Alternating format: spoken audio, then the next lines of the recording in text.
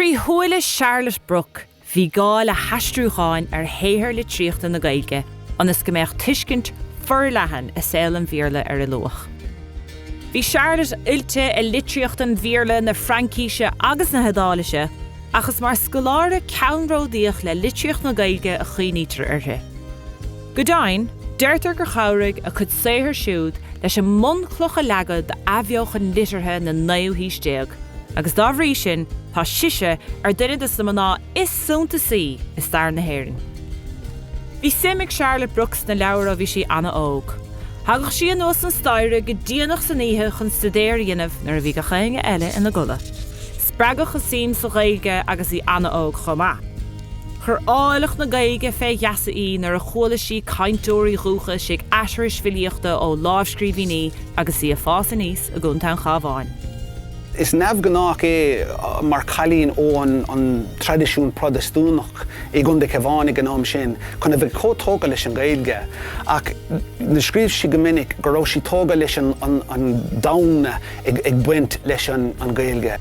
Rugach Charlotte áméigint idir 16 agus 16 agus bhí cónaí ar a tuismitheoirí, Catherine agus Henry Brooke, uairscéalaí agus dramadóir ag Ranthaven House ar an mulach a gúntáin chábháin.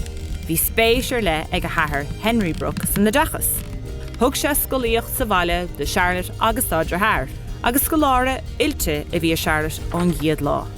Níor bhada go raibh churamach dain fáilte icé ar liteartha an bhéarla na Francíse agus na Hedálaise, agus de léirigh sí bua ar leathan chomá céanna.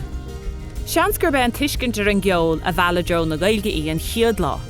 Hathan Severus agus áileach na tanga chomór sin le gur bharrteach sí an tanga a álam. Bhí sí gcónaí tóga le céacó frutalach agus a bhí an Ghaeilge mar teanga, an slí go raibh níos mó ná 10 focail ar long, go raibh beagnach an chud is mó ag an focail teach. Chur uairlabhraíocht hebhar na Ghaeilge an irid sin úntas orthu gur thosta siad déanamh tafadar dáanta agus a bailú lábhscríbhíní. Saothar gur hacaigh a chathair go thomláin leis. Nuair a cháil a chathair slamór airgid tuisc dro in eistú a monarchan godáis, rinne Charlotte iirecht postagáin, mar bhean an tí. Ach de bhríoga im lá clia, áit nárthug cadisteach de bhaná. Ní raibh ach fiorán go dtí sin, ag ceap sí go bheadh deiseice. Bhí cáil de hais éigean ag a athair. Bhí scileanna aice ó thaobh na rudaí ar fad, ach hep ar an iartas. Dúirt siad nó, ní féidir le teachtasteach an sá. Fiú go raibh na scileanna aice, fiú go raibh sí dá riara. Descríobh sí in í sin go bhuair fearr eile an post sin. Fiú go raibh caighdeán I bhfad níos íseal aige ó thaobh tuiscint agus a leithéad. Nuair a dúiltíocht di agus gur tugach an posta air gan éon cheangal dá le héad leis an áit, de scríoch sí litir anna airgach go buil an acadamh an taspog Thomas Percy. Is cinnte gur spreag saothar an asbog Reliques of Ancient English Poetry a foilsithe is 16 Charlotte go mór. Bhein drá sin bhí sí treis aithne a chur ar Scoláirí eile im lá clia a raibh simachos Ghaeilge agus de leansí orthu a bailú lábhscríbhíní sa teanga. Nuair a cailleach a máthair, bharrteach Charlotte a hamas a dúthaireacht a thuairt dá chathair, agus dá chud saothar. Sort brante Gaeilge scartha amach an saoil le an lábhscríbhíní a bheithí. Cailleach a chathair sa bhíon 1683.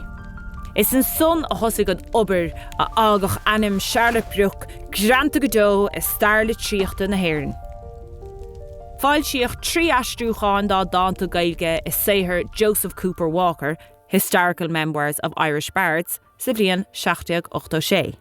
Foilsithe an saothar ba cáiliúil ag Charlotte The Reliques of Irish Poetry, sa bhliain 1689.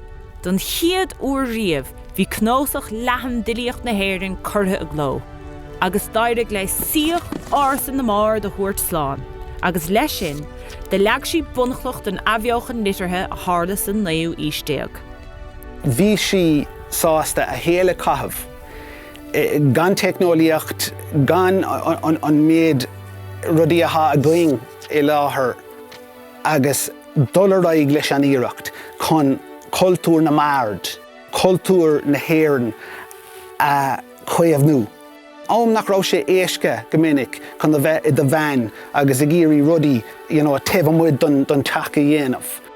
Bhí túnchar ag saothar Charlotte ilí mór in na hÉireann, Thomas More agus William Butler Yeats in na Measc. Ní raibh Charlotte ach go luas na dahadaí féin dráise.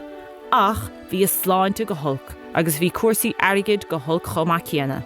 Mar sin féin, d'éirigh le leabhar eile a ailtiú sa bhliain 1690 The School for Christians in Dialogue for the Use of Children.